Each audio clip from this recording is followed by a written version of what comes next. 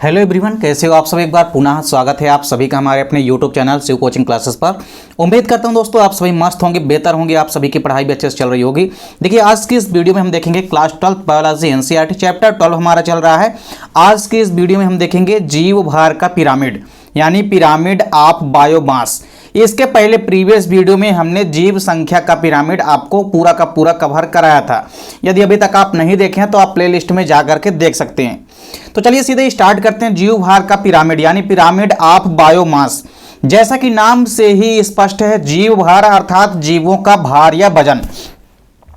तो जैसा कि नाम से स्पष्ट है कि जीव भार, अब आप पाएंगे कि कोई भी ऐसा पिरामिड जो कि किसी भी इकोसिस्टम के अंतर्गत उत्पादकों एवं विभिन्न श्रेणी के उपभोक्ताओं के जीव भार में संबंध को व्यक्त करता है, उस पिरामिड को ही हम जीव भार का पिरामिड कहते हैं। अर्थात एक ऐसा पिरामिड जिसके द्वारा किसी भी इकोसिस्टम में विभिन्न श्रेणी के उपभोक्ताओं और उत्पादक के बीच जो जीव भार है उसको यदि व्यक्त करने वाला कोई पिरामिड है इकोसिस्टम के अंदर, तो वो है जीव भार का पिरामिड। तो सबसे पहले तो आपको यही देखना है कि जीव भार का पिरामिड एक्चुअल में होता क्या है। तो ऐसा पिरामिड जिसके द्वारा किसी भी इकोसिस्टम में उत्पादकों एवं विभिन्न श्रेणी के उपभोक्ताओं के जीव भार के संबंधों में बोध होता है, उसे ही हम जीव भार का पिरामिड कहते हैं। तो एक ऐसा पिरामिड आप समझ सकते हैं कि जिसके द्वारा किसी भी पारिस्थितिक तंत्र में उपस्थित जो भी उत्पादक व विभिन्न श्रेणी के उपभोक्ता हैं, इनके यदि भार का या जीव भार का यदि बोध होता है, तो ऐसे पिरामिड को ही हम क्या कहते हैं, जीव भार का पिरामिड। अब देखिए सबसे पहले यहां पे हम देखेंगे किसी भी वन परितंत्र में यानी किसी भी फॉरेस्ट के इकोसिस्टम में जीव भार का पिरामिड उल्टा बनेगा कि सीधा बनेगा, इसको हम देखेंगे। इसके बाद फिर हम जलीय यानी कि तालाब परितंत्र में देखेंगे कि जीव भार का पिरामिड उल्टा या सीधा बनता है, इसको भी आपको बताएंगे पूरा का पूरा। सबसे पहले स्टार्ट करते हैं किसी भी वन परितंत्र में जीव भार का पिरामिड, यानी आप जब किसी वन में यदि जीव भार का पिरामिड बनाएं या फॉरेस्ट में यदि आप किसी भी जीव भार का पिरामिड बनाएं तो कैसा बनेगा। तो सबसे पहले तो आपको देखना है कि किसी भी यदि हम वन की बात करते हैं तो किसी भी समय वृक्षों का जो जीव भार होता है उस पर आश्रित प्रथम श्रेणी के उपभोक्ताओं से अधिक होता है। आप पाएंगे कि जब आप वनों में जाएंगे तो वहां पे वृक्षों की चूंकि संख्या भले ही कम होगी लेकिन वृक्षों का भार बहुत ज्यादा होता है। आप नॉर्मली एक ही वृक्ष का यदि देखेंगे तो वजन कितना होगा, तो उस हिसाब से यदि हम देखें तो वृक्षों का जो वजन होगा वो क्या होगा, ज्यादा होगा। यानी जो भार है, जीव भार है वृक्ष का, वो क्या है, ज्यादा है। अब आप मेरे को ये बताइए कि जब जीव भार ज्यादा है किसका, वृक्ष का। अब चूंकि वृक्ष हरे पौधे होते हैं यानी कि उत्पादक का काम करेंगे, तो उत्पादक का यदि भार ज्यादा है तो पिरामिड का जो बेस या आधार है वो क्या बनेगा, चौड़ा बनेगा। अब देखिए जैसे जैसे ऊपर की ओर बढ़ेंगे तो उस पर आश्रित जो प्रथम श्रेणी के जीव होते हैं, पौधों पर आश्रित, उनकी संख्या धीरे धीरे बढ़ती जाती है, लेकिन उनका जो वजन होता है, जो भार होता है, जीव भार होता है, उस पर क्रमशः कमी आती जाती है। तो इस प्रकार से आप पाएंगे कि उत्पादकों का भार ज्यादा है, इसलिए पिरामिड का जो बेस होगा वो चौड़ा होगा। फिर इसके बाद प्राथमिक श्रेणी के जो उपभोक्ता हैं उनका जो आप देखेंगे कि जो पिरामिड का आकार होगा वो कैसा होगा, सकरा होता जाएगा ऊपर की ओर। फिर इसके ऊपर जब आप जाएंगे तो द्वितीय श्रेणी के जब उपभोक्ता मिलेंगे, इनकी संख्या क्रमशः और धीरे धीरे क्रमशः संख्या बढ़ती जाती है, लेकिन जीव भार इनका क्रमशः धीरे धीरे घटता जाता है। तो सबसे ज्यादा जीव भार है किसका, वृक्ष का, इसलिए नीचे साइड जो बेस होगा वो चौड़ा होगा पिरामिड का। और जैसे जैसे ऊपर बढ़ेंगे तो प्राथमिक, द्वितीयक, तृतीयक, ऐसे श्रेणी में जब आप बढ़ते जाएंगे तो इनके भार में क्रमशः कमी आती जाती है। इस प्रकार से आप पाएंगे कि जो किसी भी वन इकोसिस्टम है या फॉरेस्ट का जो इकोसिस्टम है, इसमें आप पाएंगे कि जो जीव भार का पिरामिड होता है वो सदैव सीधा बनता है। अब आप यहां पे डायग्राम के थ्रू समझ सकते हैं। जैसे हमारे पास यहां पे एक वन का जीव भार जो है यहां पे तैयार किया गया है। देखिए सबसे पहले यदि हम देखें तो जो उत्पादक होंगे वो क्या होंगे, हरे पौधे होंगे। इनकी संख्या भले ही कम है लेकिन आप पाएंगे कि वृक्षों का जो जीव भार होगा वो ज्यादा होगा। तो चूंकि वृक्षों का जो जीव भार है वो ज्यादा, इसलिए वृक्ष के नीचे का, इसलिए पिरामिड का जो आधार होगा, यानी उत्पादक आधार तैयार करते हैं तो आधार क्या है, चौड़ा है। क्यों, क्योंकि पिरामिड का भार क्या है, ज्यादा है, यानी उत्पादक का जो भार है वो क्या है, ज्यादा है। फिर आप जैसे जैसे ऊपर बढ़ेंगे, देखिए जब आप प्राथमिक श्रेणी के उपभोक्ताओं में पहुंचेंगे, यानी जब आप प्राइमरी कंज्यूमर्स में आएंगे, तो आप पाएंगे कि ये सभी के सभी हार्बीवोर्स होते हैं यानी कि शाकाहारी होते हैं, लेकिन साथ ही साथ आप देखेंगे इनकी संख्या तो बढ़ती जाती है, लेकिन इनका भार जो है उत्पादकों की अपेक्षा कम होता जाता है। अब आप बताइए क्या चिड़ियों का जो भार होता है वो वृक्षों से ज्यादा होगा? नहीं होगा। भले ही चाहे 100 चिड़िया मिल जाएं, फिर भी उनका वजन वृक्षों के बराबर नहीं हो सकता है। इसलिए वृक्ष भले ही चाहे एक ही होगा, लेकिन उसका भार बहुत ज्यादा है। और प्रथम श्रेणी के जो उपभोक्ता इनके यदि हम बात करें नंबर या संख्या, इनकी भले ही ज्यादा होती जाएगी क्रमशः, जैसे जैसे ऊपर बढ़ेंगे, लेकिन इनके भार में क्रमशः गिरावट आती जाती है।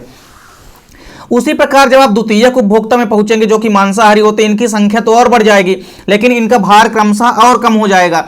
तो इस प्रकार से आप पाएंगे कि उत्पादक का जो भार होता है वो सबसे ज्यादा होता है, इसलिए पिरामिड का बेस चौड़ा बनेगा। फिर जैसे जैसे आप ऊपर की ओर जाएंगे पिरामिड सक्रिय होती जाएगी। क्यों? क्योंकि भार में क्रमशः धीरे धीरे कमी आती जाती है।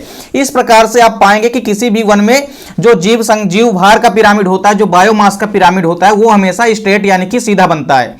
इसके बाद आप देखिए, आप किसी भी जलीय परितंत्र में, यानी कि आपसे यदि ऐसा पूछा जाए कि किसी भी जलीय या तालाब परितंत्र में जीव भार का पिरामिड कैसा बनता है, समझाइए, तो सबसे पहले तो आपको बताना है कि किसी भी जल में या तालाब में जो पारिस्थितिक तंत्र हमारा है, इसमें जो उत्पादकों की संख्या होती है वो बहुत ज्यादा होती है।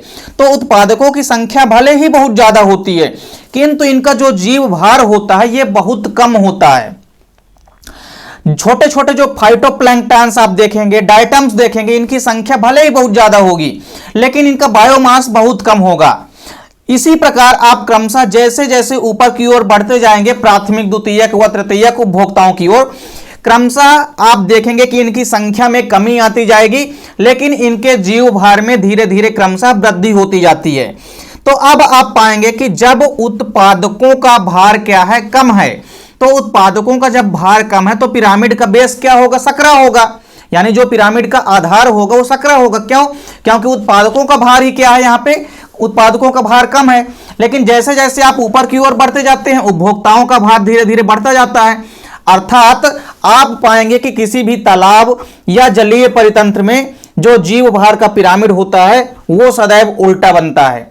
आपने जीव संख्या के पिरामिड में क्या देखा था कि किसी भी तालाब के अंदर जो जीव संख्या का पिरामिड होता है वो हमेशा सीधा बनता था, क्योंकि जीवों की संख्या क्रमशः धीरे धीरे आप पाते थे कि कम होती जाती थी। इस मतलब उत्पादकों की संख्या क्या थी, ज्यादा थी, इसलिए पिरामिड कैसा बनता था, सीधा बनता था।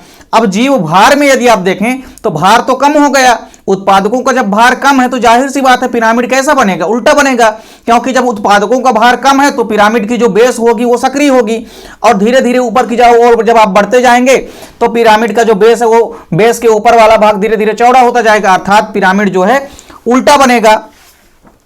अब आप यहां पे देख सकते हैं, जैसे हमने यहां पे एक जीव भार का उल्टा पिरामिड तैयार करके रखा है, इसमें आप पाएंगे कि जो प्रोड्यूसर होते हैं यानी जो उत्पादक होते हैं बेसिकली डाइटम्स और फाइटोप्लैंक्टन होते हैं, जिनकी संख्या तो बहुत ज्यादा है, लेकिन इनका जो जीव भार होता है वो क्रमशः कम होता है। इसलिए उत्पादकों का जो जीव भार है वो कम है, इसलिए आप पाएंगे कि जो बेस है वो क्या है, सकरा है।